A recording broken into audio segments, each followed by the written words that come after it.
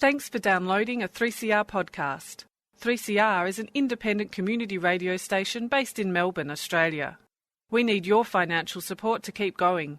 Go to www.3cr.org.au for more information and to donate online. Now stay tuned for your 3CR podcast.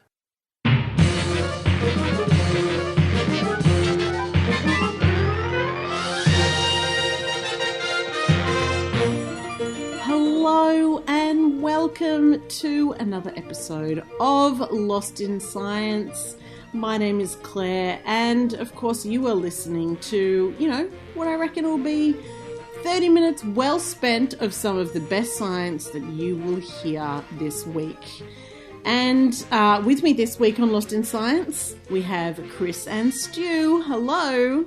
Hi, Claire. Hello. Hello. Now, what have you brought for our dear science listeners this week, Chris? Well, I like to retread old topics. I'd like to do that. This actually isn't me necessarily retreading, follow-up stories. This is just like a story that it keeps on giving.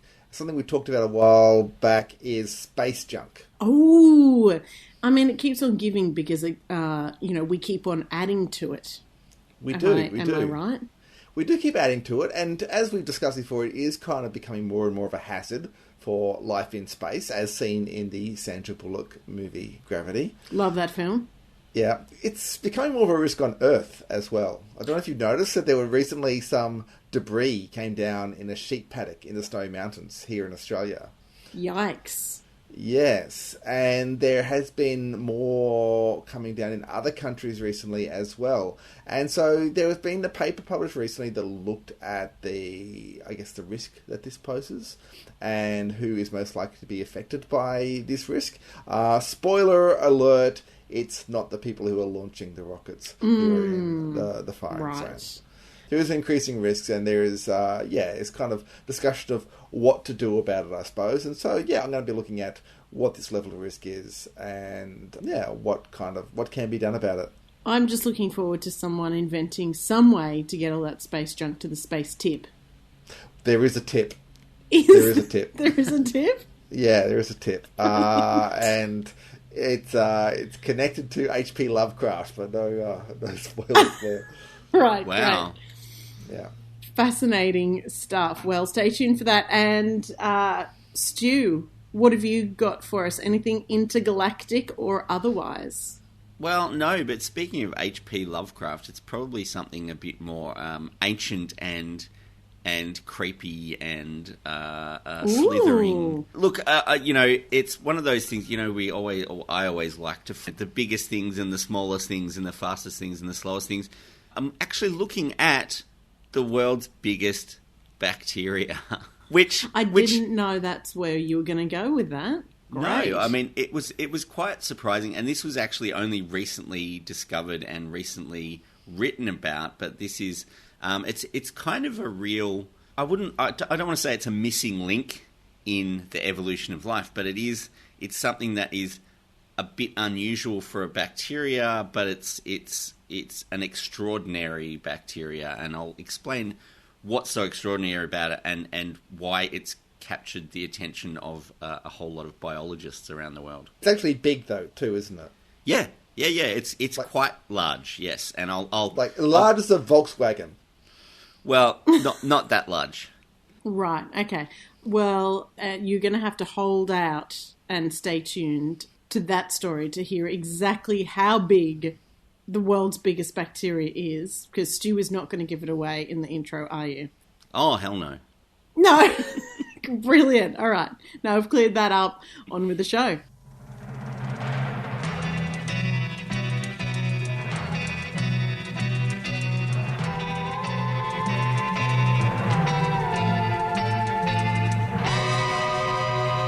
Okay, so yes, you're listening to Lost in Science, and look, I'm fairly old. I think we've established that on here. And when I was a kid, I remember when Skylab came down. Do you guys remember Skylab? I remember that.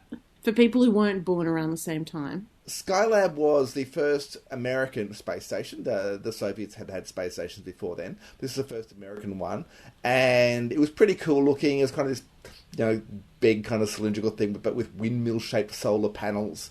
And as a nerdy kid, I loved to read books where they talk about Skylab and think that there was this space station up there and people doing experiments and stuff like that. It was a pretty cool thing to have up in space, but of course it didn't last. And in 1979, it what they call deorbited. It came down. It fell down. It fell down, yeah. And it was a big intentionally or sensation. non-intentionally? Intentionally, and it wasn't going to stay up there forever. But I mean, it was uncontrolled falling. So they tried to aim it as best they could, but no one knew exactly where it would land. And this was obviously big news, international news, and as a young kid at that time, it was terrifying. I remember going outside and looking up and imagining, is this thing going to land on my head? Yeah, of course. Is it going to crash into your house? Exactly. Of course, it didn't actually hit anybody. But some of it did actually come down in Australia. And ultimately, the Shire of Esperance in WA gave NASA a $400 fine for littering. Really? I remember that. And also there was radio stations giving away prizes if anyone could get a bit of Skylab and bring it in. Yeah. And I remember we were, every time we'd go outside, we'd look for bits of things that could have been, is this from Skylab? Is this from Skylab? But no. So you can make a bit of money. And did it end up sort of scattering across the globe, or? Yeah, most of it was in the Indian Ocean. But yeah, some of it landed in Western Australia as well. So they're kind of aiming for a bit closer to South Africa, but yeah, it fell short a bit. But that was kind of the most kind of famous event. But it's happened before, and it's like I guess it's the way this happened shows the difficulty in controlling these things and also keeping the people who launched them accountable for these things coming down. So under Are you saying that a $400 fine, Australian dollar fine, isn't keeping NASA accountable? Well, okay, so under international space law, it states, I love the fact there is such a thing as space law. I do. I'm learning so much tonight. A launching state shall be absolutely liable to pay compensation for damage. Now, as far as I can find, this law has only been applied once when, in 1978, a nuclear-powered Soviet satellite came down in a remote area of Canada, and they sent Russia the bill for the cleanup, essentially. So that's only the time that, like I said, I find this is, this liability has been applied, but there's actual happening more and more that things are coming down. So apart from the recent strikes in Australia that I discussed in the introduction, in May 2020 there was some wreckage from the 18-ton core stage of a Chinese Long March 5B rocket that hit 2 villages in the Ivory Coast and caused damage to buildings. Again, didn't hit any persons. And also, recently, there's another Long March 5B rocket that was allowed to an uncontrolled fall towards the Philippines. That I think might have just landed in the water, but it was kind of getting very close to the islands there. So, this is happening more and more. And a recent paper published in the journal Nature Astronomy calculated the risk based on current practices and what we know of the discarded rocket stages that are currently in a low Earth orbit. So, these things, satellites are launched by rocket. The rocket usually kind of stays up there for a bit until it comes down. So they looked at the numbers of objects, where they're orbiting, and the world population distribution, and calculated that there is likely to be a 10% chance of one or more casualties over a decade, which doesn't sound a lot.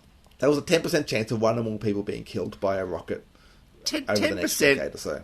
10% is not really a small number, though, when you're talking about probabilities. No, it's not.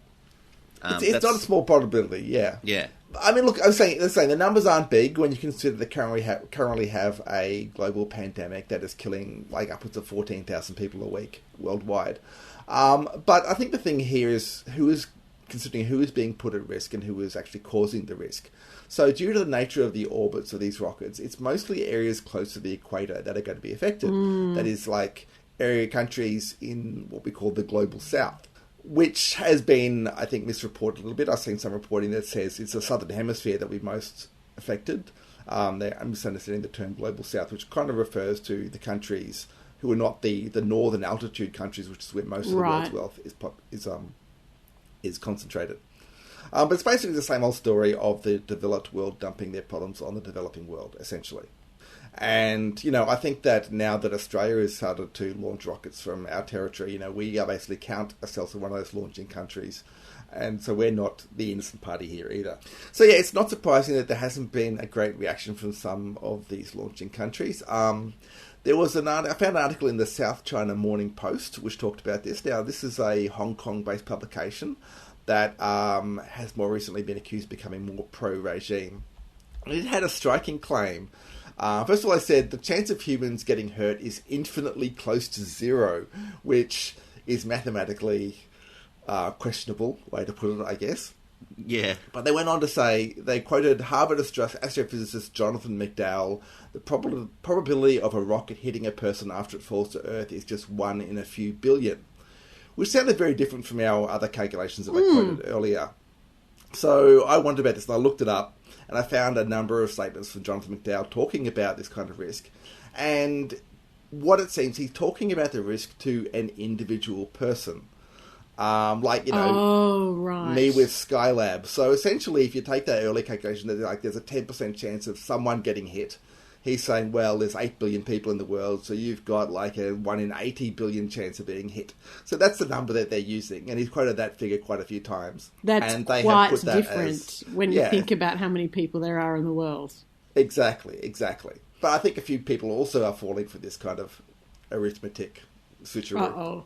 So yeah, look, it is a problem. And there are standards that launching countries are meant to follow, but they're either very vaguely written or, as is often the case, I think in America, they're often waived due to the extra expense. It's just too difficult to reduce your risk. Some of these measures include things like, saving fuel for a controlled re-entry and then aiming at an empty area of ocean. So, for instance, a popular place is Point Nemo, as it's sometimes called, in the Pacific Ocean, which is 2,700 kilometres from the nearest land. 2,700 kilometres is the distance basically between Melbourne and Perth. It's a long way from anywhere, and it has become a very popular spacecraft graveyard. Of note that it is close to where H.P. Lovecraft located the hiding place of Cthulhu in his stories. And we're dropping rockets on it. I mean, we can get back to Cthulhu, but have we gotten better at bringing crafts down than we have been in the past with like Skylab? Well, certainly the technology is there. We have better accuracy at controlling flying objects, I suppose. The trouble is that it's the cost of doing it. So you've got to save fuel. You've got to carry some extra fuel up with you. Plus, they often like to use that extra fuel to get the satellite a little bit higher to its destination. So it doesn't have to have its own fuel to get where it's going. So you're kind of asking people to spend a little bit of money to be good citizens. And that's a bit hard when they're not the ones who are going to be affected by it. There's also the possibility of reusing rockets.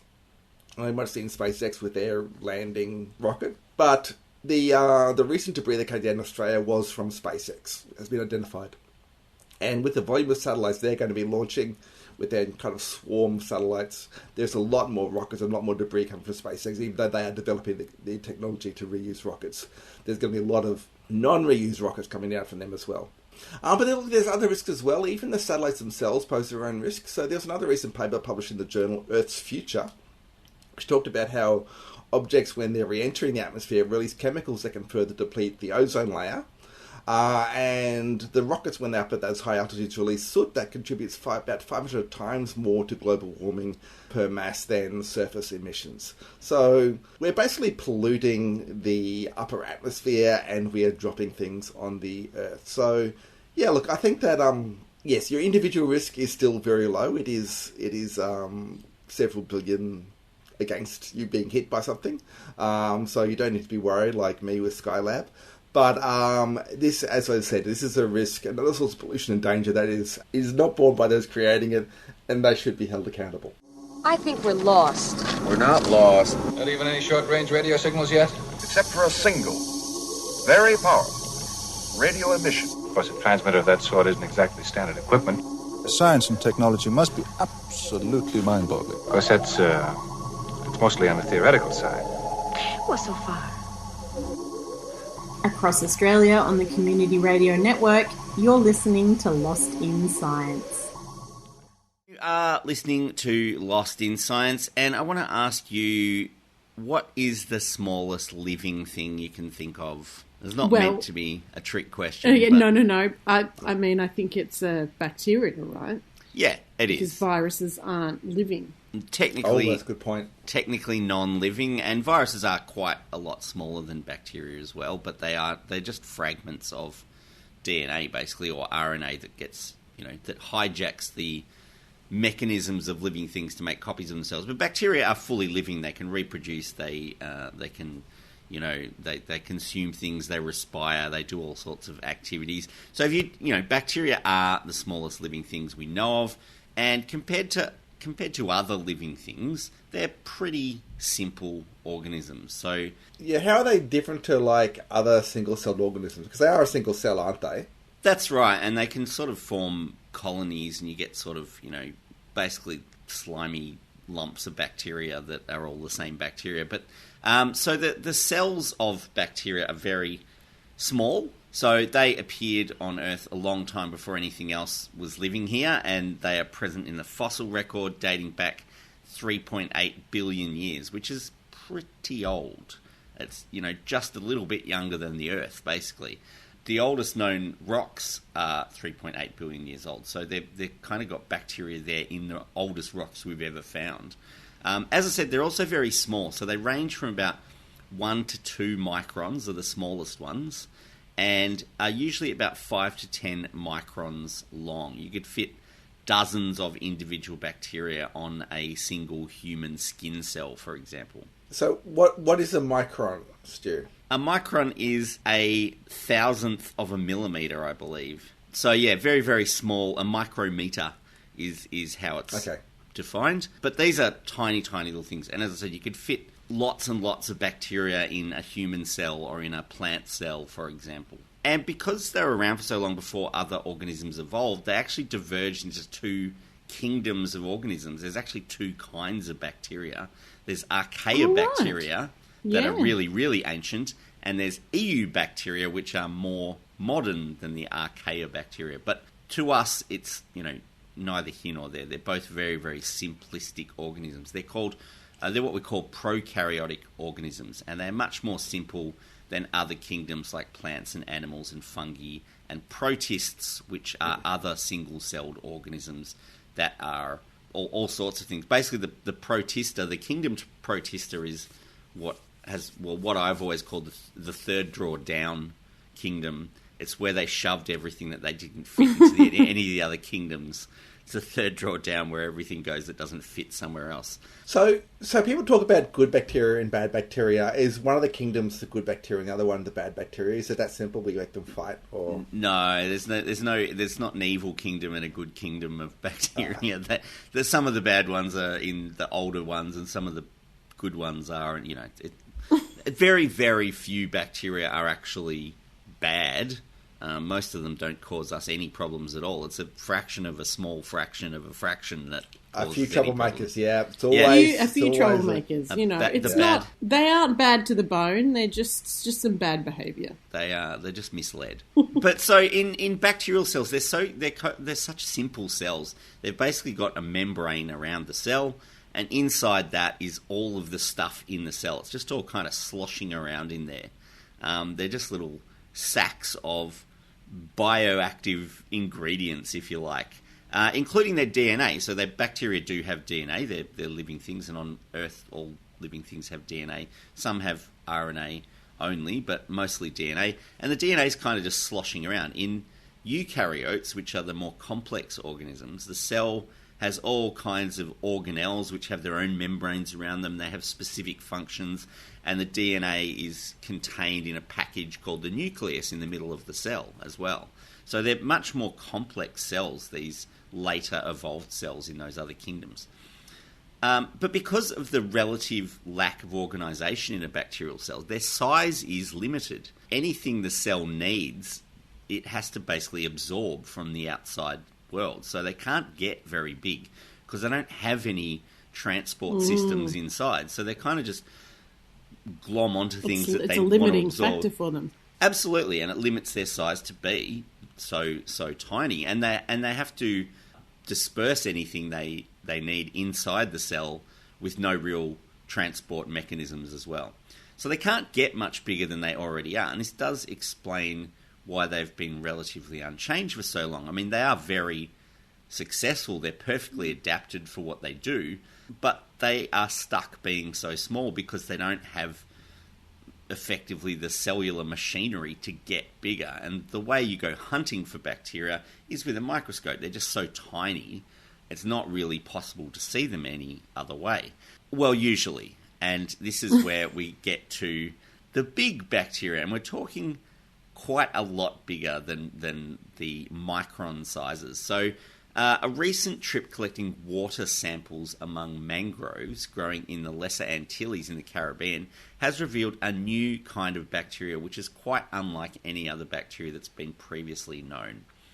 For one thing, you can see it with your naked eye. What? So the that goes against everything. They're not even microbes. Everything that Stu just said. Change the whole way you think of bacteria. But they're not microorganisms anymore if you can see them with your naked eye. That's right. They're macrobes, not microbes. So the scientists who discovered it thought they were some kind of protist or some other kind of eukaryote, like a fungus or something possibly, until they investigated further and had a look at them more closely. So these bacteria are 50 times larger than any bacteria previously recorded. And they are about 5,000 times bigger than an average-sized bacteria. So to put that in context, 5,000 times bigger than something. So imagine a housefly, a little housefly that you get in your house. 5,000 times bigger would be a housefly the size of 2 buses. That's 5,000 times bigger. So this is. So how big are we talking in terms of like microns and millimeters? Yeah, well, these are in the millimeters. So these are like almost a centimeter long. That's how big these bacteria are. Yeah. So you can see them. There's a photo on one of the stories about these where you can see them, and there's the edge of a coin, and you can see these bacteria. They're long and skinny because they're still limited in sort of size in one direction, but they are very, very long, and you can see them with your naked eye. So, Stu, how do they do it? Well, and where do they get the money from? Where do they get the coins? That's why they got so big, so they could pick up coins and move them around. No. How can they grow that big? So this is the thing. So this is a supergiant bacteria. It is a bacteria. It's genetically a bacteria. It's also internally different. So the DNA in these bacteria is contained in an internal envelope, more like eukaryotic organisms. So it's got almost a similar kind of structure to a nucleus, a cell nucleus, which bacteria just don't have, but these ones do. So they've got their DNA in these internal envelopes, and there's also evidence of ribosomes contained in their own membranes. So they've got what are very simple organelles inside the cell as well. So that makes them much more complex than other bacteria around.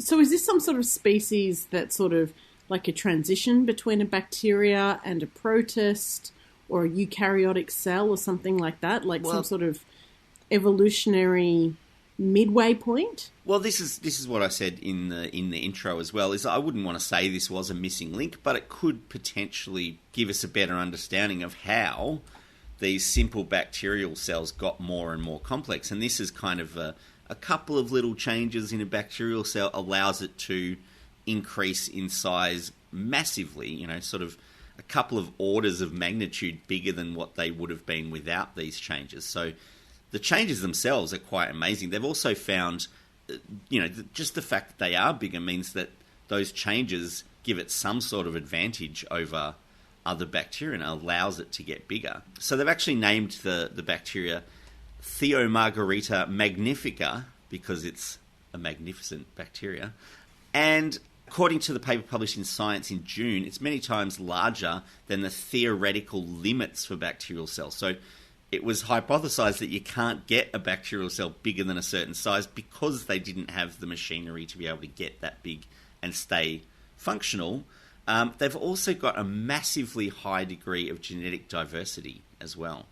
So there's multiple versions of all of the genes that the bacteria have at a very high rate or high degree compared to other species of bacteria. And this possibly also explains why they've changed so much, is that there is this high degree of diversity in there. So, as I said, it's not a missing link, because it's not, the missing link is kind of a bit of a myth, but it may suggest ways in which very simple organisms like bacteria could have adapted and become more complex, which allowed them to get bigger and gave rise to all of the cool stuff that we have in the world now, with our fungi and our plants and our animals and our protists doing all their crazy protista stuff. And it may lead to a better understanding of how these complex eukaryotic cells evolved, and how internal changes to function led to increasing size and the explosion of microbes on Earth that were more and more complex until we got to us.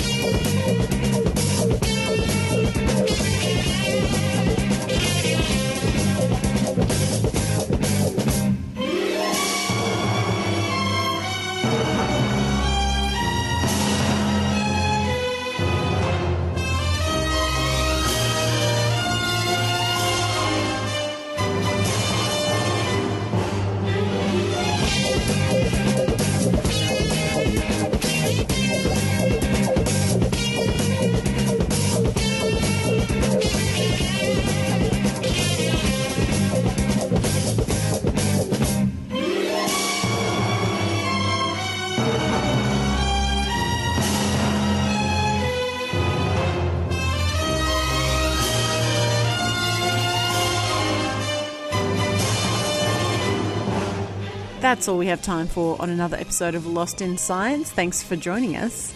Lost in Science is recorded on the lands of the Kulin Nation at the studios of 3CR and broadcast across Australia on the Community Radio Network with the kind support of the Community Broadcasting Foundation. If you would like to get in touch with us, we would love to hear from you. You can email us at lostinsight@gmail.com. You can find us on Facebook, where we are Lost in Science on 3CR, or try us on Twitter, where we are Lost in Science 1, or just tune in again next week, wherever you listen to us, when Stu, Claire and Chris get Lost in Science.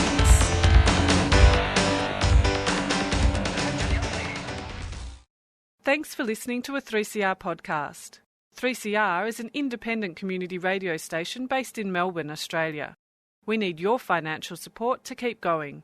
Go to www.3cr.org.au for more information and to donate online.